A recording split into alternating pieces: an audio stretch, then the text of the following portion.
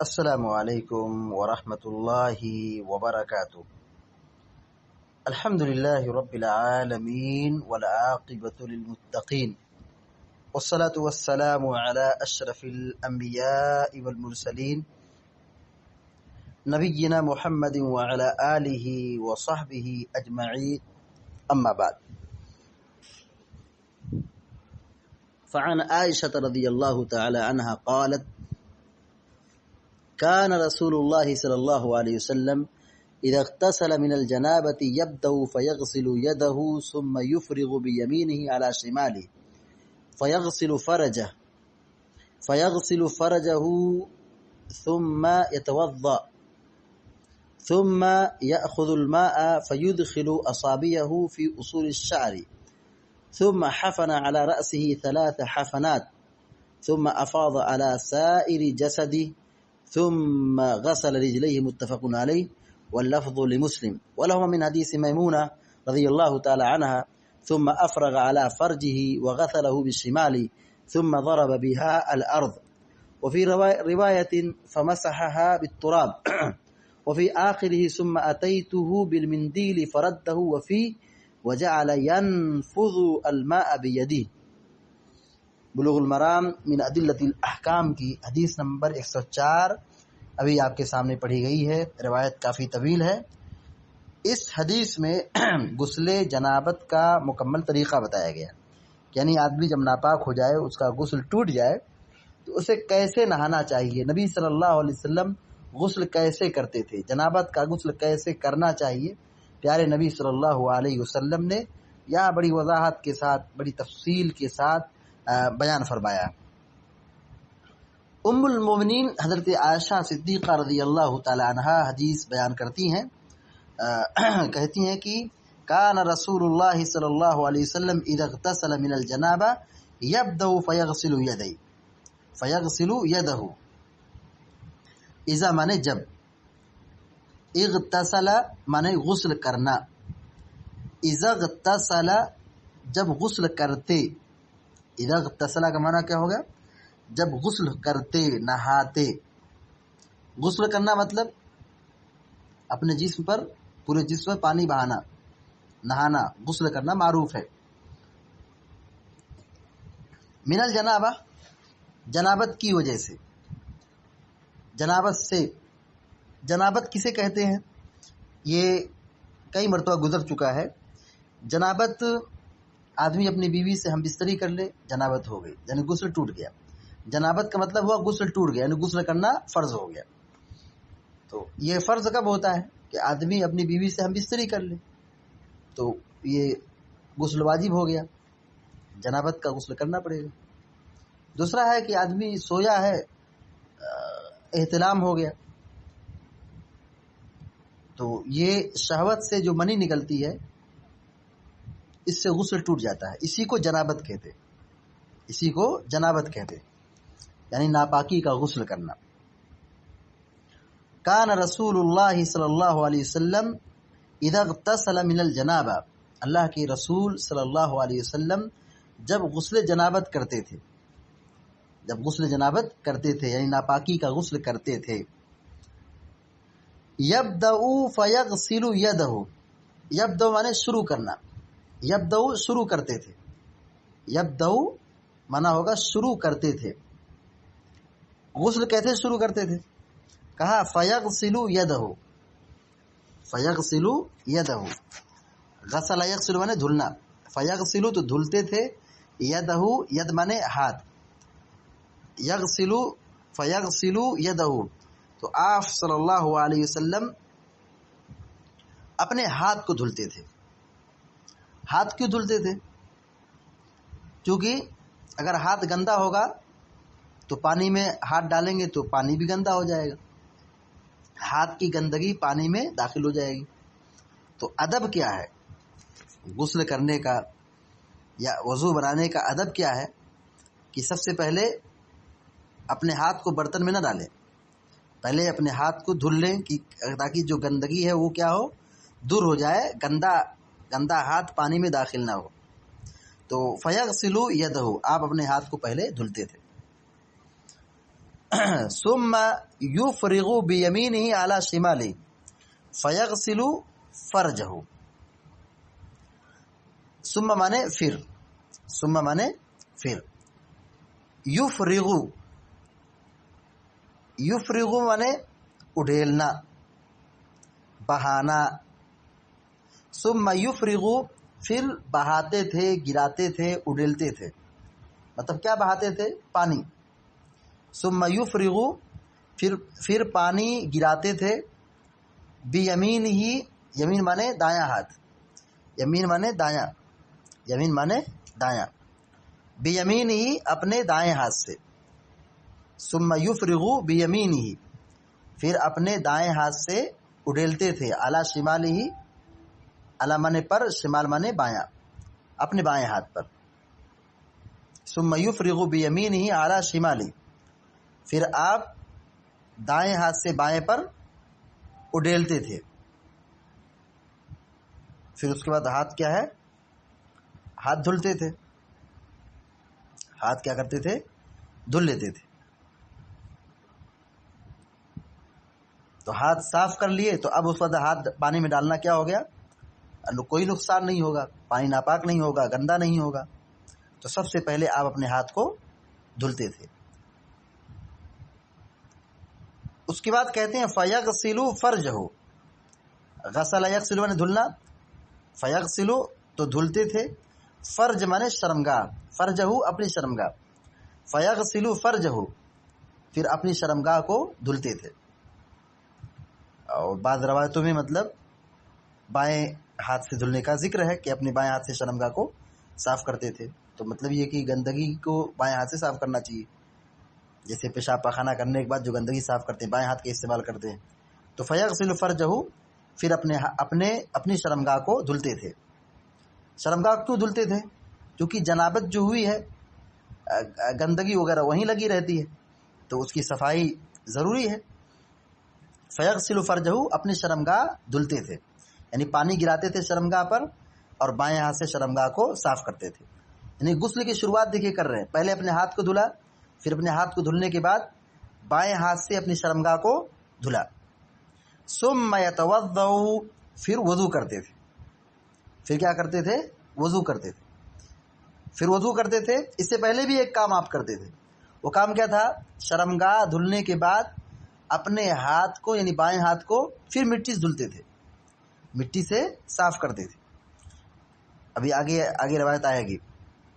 تو ثم یفرغ بیمینہ علی شمالہ پھر آپ پانی اڈیلتے تھے اپنے دائیں ہاتھ سے اپنے بائیں ہاتھ پر.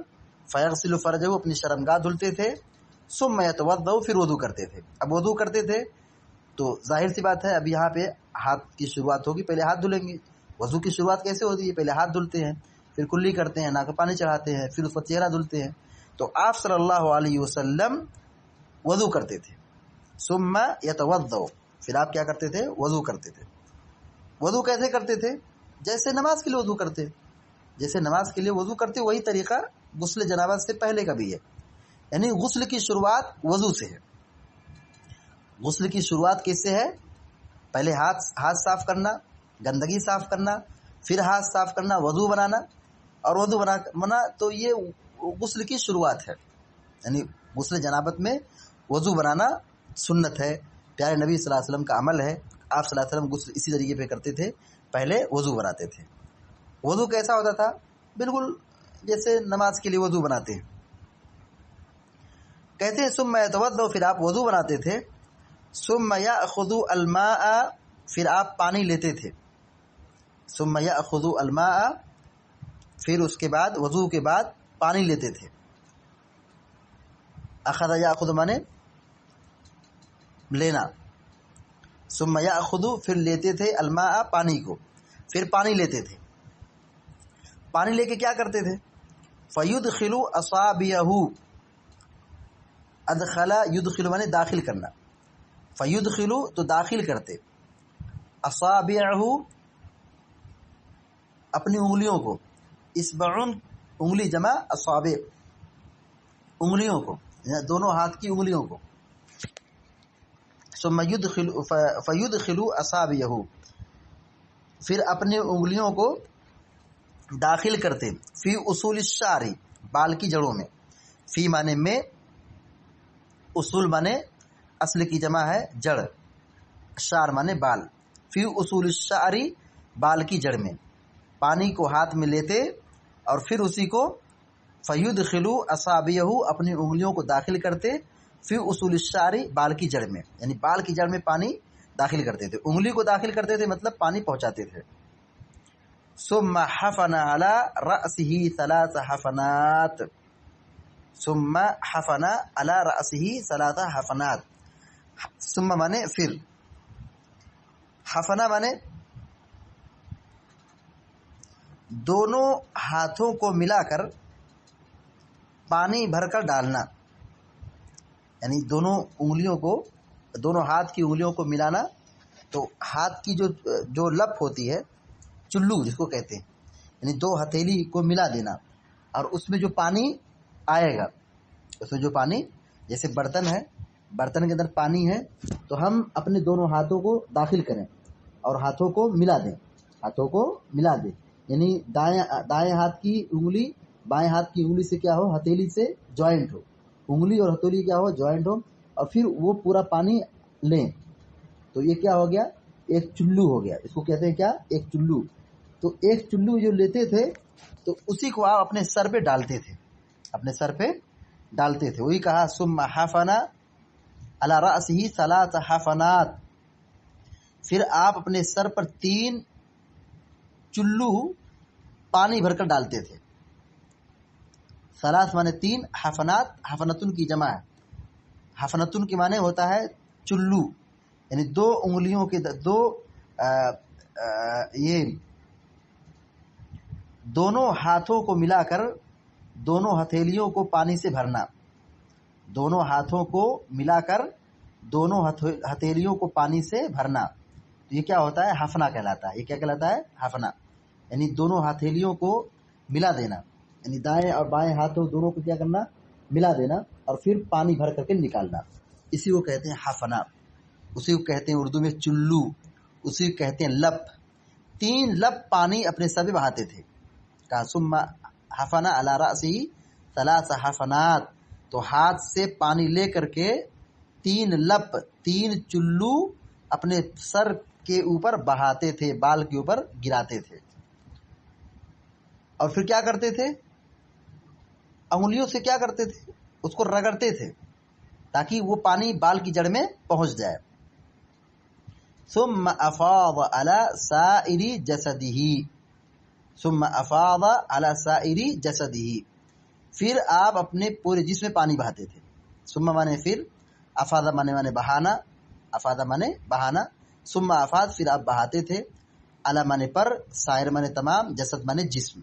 پھر آپ پورے جسم میں پانی اڈیلتے تھے، بہاتے تھے، گراتے تھے. ثم غسل رجلیہ. پھر اخیر میں اپنے دونوں پیر کو دھلتے تھے. ثم مانے پھر، غسل مانے دھلنا، رجل مانے پیر، رجلیہ اپنے دونوں پیر کو. رجلیہ کے معنی کیا ہوگا، اپنے دونوں پیر کو.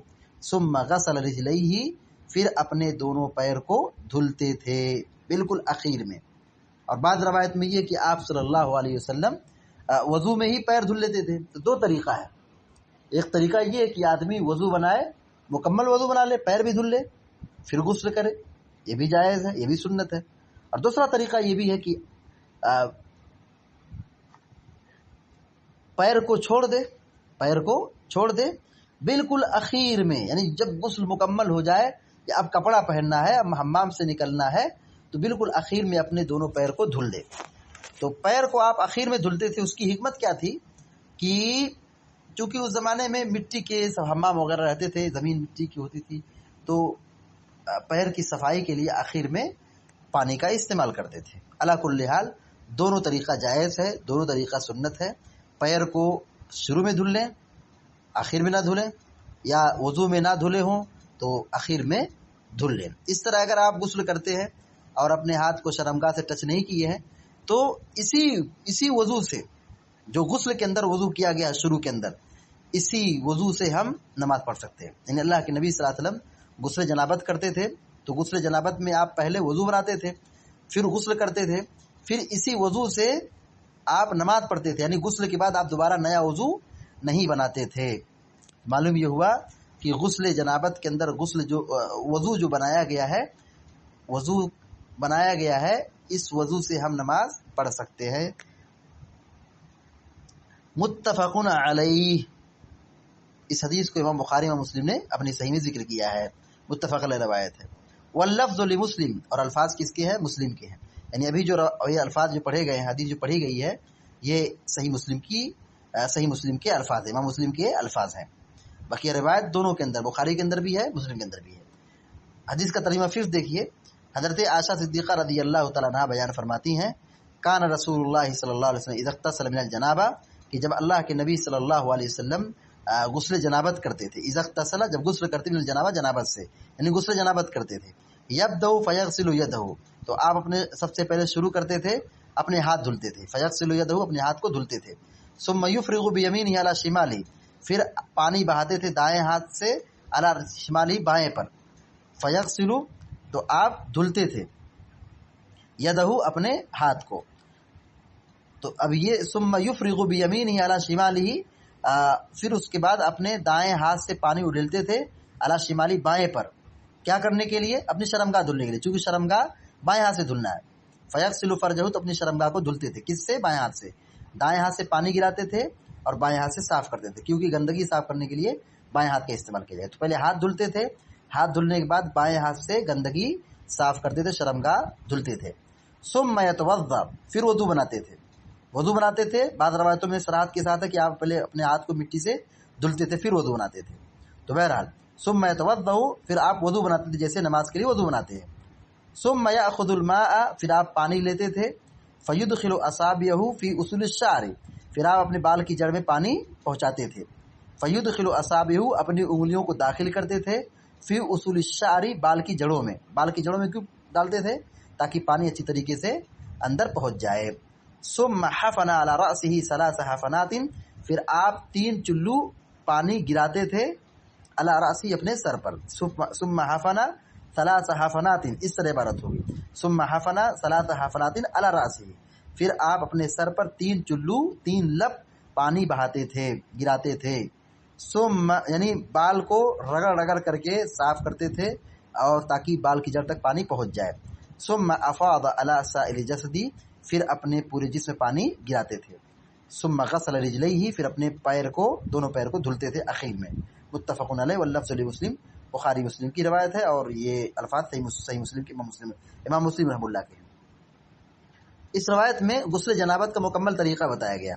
آسان طریقہ میں بتا رہا ہوں 2 لفظوں میں۔ نمبر 1، طہارت کی نیت کرنا، یعنی ہم نہانے جا رہے ہیں، غسل کرنے جا رہے ہیں، ناپاکی کے غسل کرنے جا رہے ہیں، دل میں ارادہ ہو۔ پھر اس کے بعد اپنے ہاتھ کو دھل لے، اس کے بعد بائیں ہاتھ سے اپنی شرمگاہ کو دھلے، اس کے بعد شرمگاہ دھلنے کے بعد اپنے ہاتھ کو مٹی صابن وغیرہ سے دھل لیں، پھر وضو بنائے جیسے نماز کے لیے وضو بناتے ہیں۔ اس کے بعد اپنے بال کی جڑ میں پانی ڈالیں اور خوب رگڑ کر کے صاف کریں اور پانی اندر بال کی جڑ تک پہنچائے۔ اس کے بعد پورے جسم پر پانی بہا دیں، تو یہ کیا ہو گیا؟ غسل ہو گیا۔ اور اس غسل سے آپ نماز بھی پڑھ سکتے ہیں، کیونکہ آپ نے وضو شروع میں کیا ہے۔ البتہ اگر پیر وضو میں دھلے تھے شروع میں، تو پھر پیر دھلنے کی ضرورت نہیں ہے، اور اگر شروع میں وضو میں پیر چھوڑ دیے تھے تو بالکل غسل کے اخیر میں اپنے پیر کو دھل لیں گے اور حمام سے نکل جائیں گے، یہ آپ کا کیا ہو گیا؟ غسل ہو گیا۔ اور اس کے بعد جو وضو کی دعا ہے وہ دعا پڑھیں گے۔ اس کے بعد کہتے ہیں وَلَهُمَا فِي حدیث میمونہ، بخاری اور مسلم ہی کے اندر میمونہ رضی اللہ تعالیٰ عنہ کی حدیث ہے، اس کے اندر جو لفظ ہے، یعنی میمونہ رضی اللہ تعالیٰ عنہ جو روایت بیان کی ہے وہ یہ ہے کہ ثم افرغ علی فرجہ وغسلہ بالشمال ثم ضرب بها الارض، جیسا کہ ابھی ہم نے بتایا کہ آپ صلی اللہ علیہ وسلم اپنے بائیں ہاتھ سے شرمگاہ کو دھلتے تھے، اس کی دلیل کیا ہے؟ اور پھر اس کے بعد اپنے بائیں ہاتھ کو مٹی سے دھلتے تھے، اس کی کیا دلیل ہے؟ تو یہی بخاری مسلم کی روایت ہے جو میمونہ رضی اللہ تعالیٰ عنہ سے مروی ہے۔ کس سے؟ میمونہ جو اللہ کے نبی صلی اللہ علیہ وسلم کی بیوی ہیں، امہات المومنین میں سے ہیں۔ کہتی ہیں ثم افرغ علی فرجہ، افرغ مانے پانی بہانا، علی مانے پر، علی مانے پر، فرج مانے شرمگاہ، پھر آپ اپنی شرمگاہ پر پانی بہاتے، وغسلہ بشمالہ، اور اپنے بائیں ہاتھ سے دھلتے، وغسل دھلتے ہو اس کو یعنی شرمگاہ کو، بشمالہ اپنے بائیں ہاتھ سے۔ شرمگاہ کو کیوں دھلتے؟ کیونکہ گندگی وہیں رہتی ہے۔ ثم ضرب بها الارض، پھر آپ اپنے بائیں ہاتھ کو زمین پر مارتے تھے۔ زمین پر مارتے تھے مطلب زمین پر ملتے تھے، رگڑتے تھے، مٹی سے، زمین کی مٹی سے کیا کرتے تھے؟ اپنے ہاتھ کو صاف کرتے تھے۔ ثم ضرب بها الارض، پھر زمین پر اپنے بائیں ہاتھ کو مارتے تھے، یعنی اپنے بائیں ہاتھ کو مٹی سے لگاتے تھے، کیونکہ مٹی کے اندر یہ طاقت ہے کہ وہ گندگی اور جراثیم کو ختم کرتی ہے۔ دیکھیے کتے کی نجاست کتنی خطرناک ہے، 7 مرتبہ اس کو دھلنے کا حکم دیا، جس برتن میں منہ ڈالتے 7 مرتبہ اس کو دھلا جائے گا۔ اب 1 مرتبہ مٹی سے دھلنے کا حکم دیا گیا، کیوں؟ کیونکہ مٹی کے اندر وہ طاقت ہے کہ جو جراثیم کو اور گندگی کو پاک کرنے کی صلاحیت رکھتی ہے۔ تو اللہ کے نبی صلی اللہ علیہ وسلم مٹی سے اپنے ہاتھ کو دھلتے تھے۔ اسی طریقے سے یہ بھی روایت ہے کہ قضاء حاجت کے بعد اللہ کے نبی صلی اللہ علیہ وسلم اپنے بائیں ہاتھ کو زمین پر، مٹی پر رگڑتے تھے، مٹی سے دھلتے تھے۔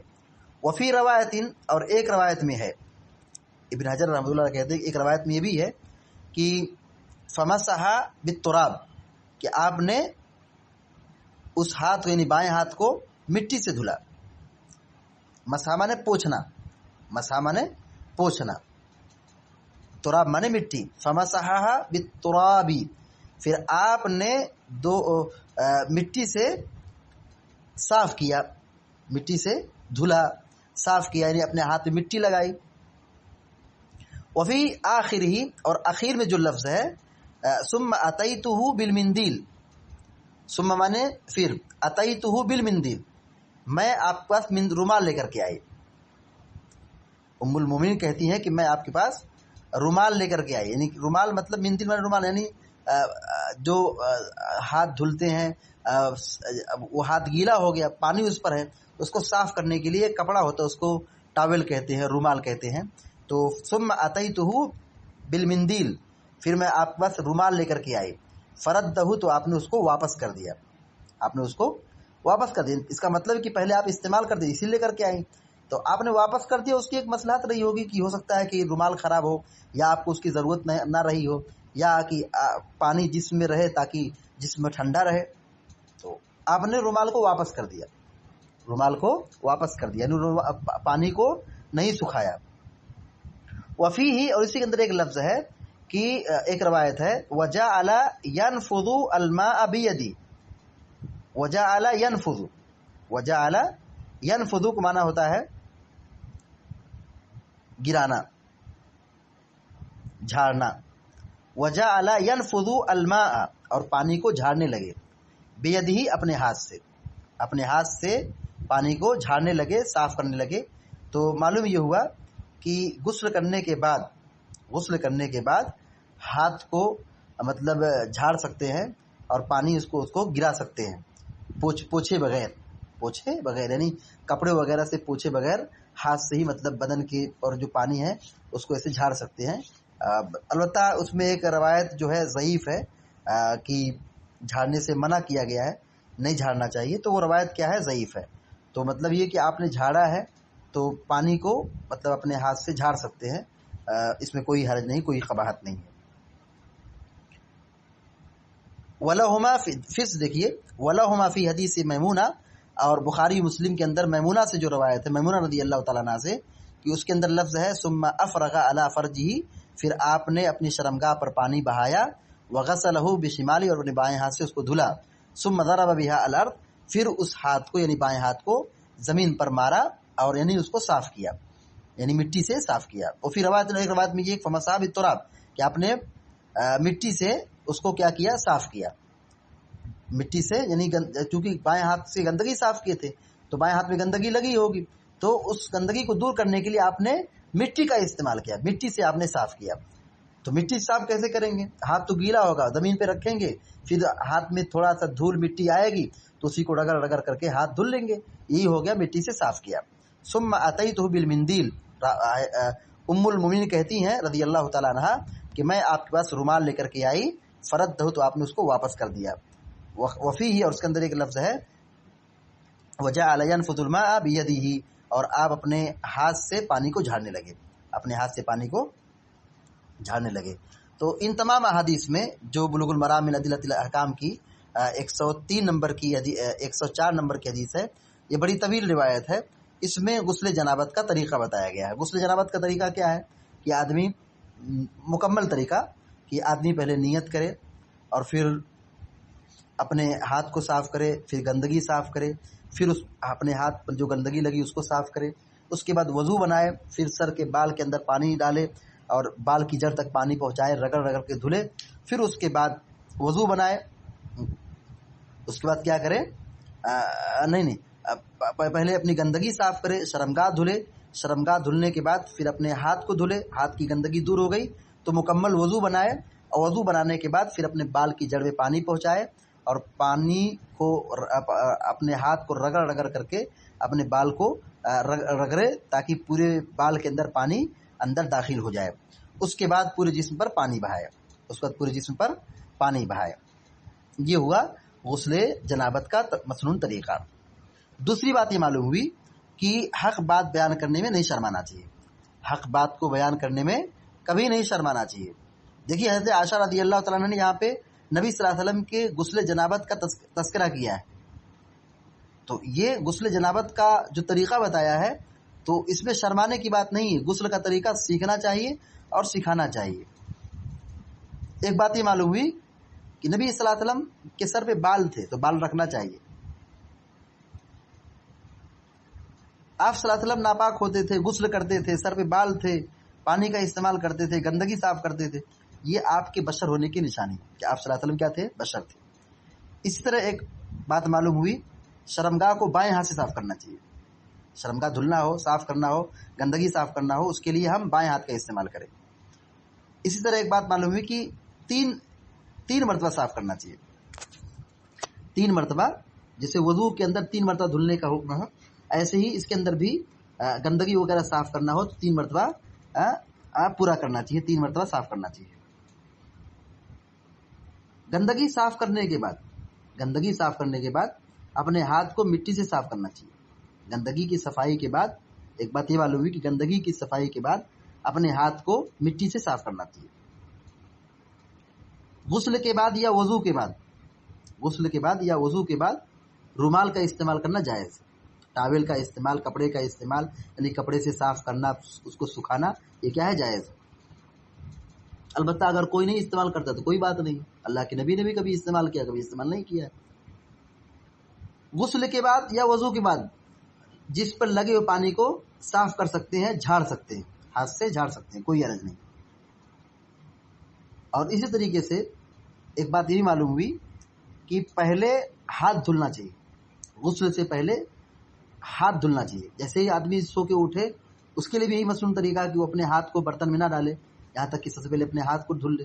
تو سب سے پہلے اپنے ہاتھ کو دھلے تاکہ ہاتھ کی گندگی، ناپاکی دور ہو جائے، اور پھر وہ ہاتھ پانی میں جائے تو پانی ناپاک نہیں ہوگا، کیونکہ پہلے زمانے میں پانی وغیرہ سب برتن میں رکھے رہتے تھے، پانی برتن وغیرہ۔ اب تو ٹوٹی کا استعمال ہے، مطلب وہ ٹنکی میں پانی جمع ہوتا ہے، پھر وہاں ٹوٹی کے ذریعے سے چاروں طرف گھومتا ہے، کبھی ٹوائلٹ میں، باتھ روم میں، کچن میں، تو پائپ آج کے زمانے میں لگی رہتی ہے۔